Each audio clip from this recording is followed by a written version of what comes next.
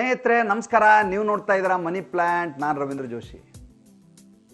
ಬಡವನಾಗಿಯೇ ಹುಟ್ಟೋದು ಅಪರಾಧವಲ್ಲ, ಆದರೆ ಬಡವನಾಗಿ ಸಾಯೋದು ಮಾತ್ರ ಅಪರಾಧ. ನಾವು ಯಾರೂ ಹಿನ್ನೆಲೆಯನ್ನು ಹೇಳಿಕೊಂಡು ಹುಟ್ಟಿದವರಲ್ಲ. ಹೇಳಿಕೊಂಡು ಕೇಳಿಕೊಂಡು ನಾನು ಹುಟ್ಟಕ್ಕೆ ಸಾಧ್ಯನೂ ಇಲ್ಲ. ಒಬ್ಬ ಬಡವರ ಮನೆಯಲ್ಲಿ ಹುಡ್ತಾನೆ, ಮತ್ತೊಬ್ಬ ಮಧ್ಯಮವರ್ಗೀಯನಾಗ್ತಾನೆ, ಇನ್ನೊಬ್ಬ ಆತ ಶ್ರೀಮಂತರ ಮನೆಯಲ್ಲೇ ಹುಡ್ತಾನೆ.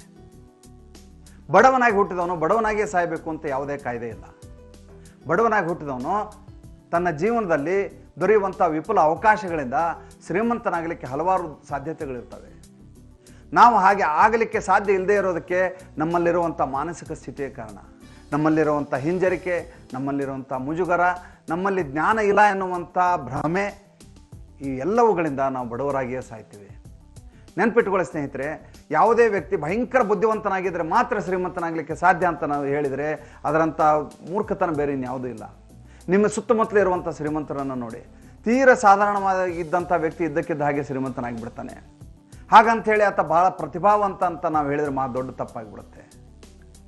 ದುಡ್ಡಿನ ಸ್ವಭಾವವನ್ನು ಯಾತ ಅರಿತುಕೊಳ್ತಾನೋ, ದುಡ್ಡಿನ ಚಲಾವಣೆಯನ್ನು ಯಾವ ವ್ಯಕ್ತಿ ಗಮನಿಸ್ತಾನೋ, ದುಡ್ಡನ್ನು ಹೇಗೆ ವಿಲೇವಾರಿ ಮಾಡಬೇಕು, ವಹಿವಾಟು ಮಾಡಬೇಕು ಅನ್ನೋದ ವಿದ್ಯೆಯನ್ನು ಯಾವನು ಕರಗತ ಮಾಡಿಕೊಳ್ತಾನೋ ಆತ ಮಾತ್ರ ಶ್ರೀಮಂತನಾಗಲಿಕ್ಕೆ ಸಾಧ್ಯ. ಹಾಗೆ ಆಗುವಂಥ ವ್ಯಕ್ತಿ ಬಹಳಷ್ಟು ಬುದ್ಧಿವಂತನಾಗಿರಬೇಕು. ಬೇರೆ ಬೇರೆ ಕ್ಷೇತ್ರಗಳಲ್ಲಿಯೂ ಆತ ಬುದ್ಧಿವಂತನಾಗಬೇಕು ಅಂತ ಯಾವುದೇ ಕಾಯ್ದೆ ಇಲ್ಲ. ಹಿಮಾಲಯದ ಎತ್ತರ ಎಷ್ಟು, ನೈಲ್ ನದಿಯ ಉದ್ದ ಎಷ್ಟು ಅಂತ ಯಾವನ್ನ ತಿಳ್ಕೊಂಡಿದ್ದಾನೋ ಆತ ಶ್ರೀಮಂತ ಆಗಬೇಕು ಅಂತ ಯಾವುದೇ ರೂಲ್ಸ್ ಇಲ್ಲ. ನಮ್ಮಲ್ಲಿರುವಂಥ ಹಿಂಜರಿಕೆ, ಮುಜುಗರ, ಹಣ ಚಲಾವಣೆ ಮಾಡುವ ವಿಧಾನದ ಬಗ್ಗೆ ತಿಳುವಳಿಕೆ ಇಲ್ಲದೇ ಇರುವುದರಿಂದ ನಾವು ಶ್ರೀಮಂತರಾಗದೇ ಇರೋದಕ್ಕೆ ಸಾಧ್ಯವೇ ವಿನಃ, ಒಂದು ವೇಳೆ ನಾವು ಅದರ ಸ್ಥಿತಿಗತಿಯನ್ನು ಅರಿದುಕೊಂಡು ಬಿಟ್ಟರೆ ನಿಸ್ಸಂಶಯವಾಗಿ ಶ್ರೀಮಂತರಾಗಲಿಕ್ಕೆ ಸಾಧ್ಯ ಇದೆ. ಆದ್ದರಿಂದ ನಿಮ್ಮ ಹಿಂಜರಿತ, ನಿಮ್ಮ ಮುಜುಗರವನ್ನು ಬದಿಗಿಡಿ ಶ್ರೀಮಂತರಾಗುವ ನಿಟ್ಟಿನಲ್ಲಿ ಪ್ರಯತ್ನಿಸಿ ಅಂತ ಹೇಳ್ತಾ ಇವತ್ತಿನ ಸಂಚಿಕೆಯನ್ನು ಮುಗಿಸ್ತೇನೆ.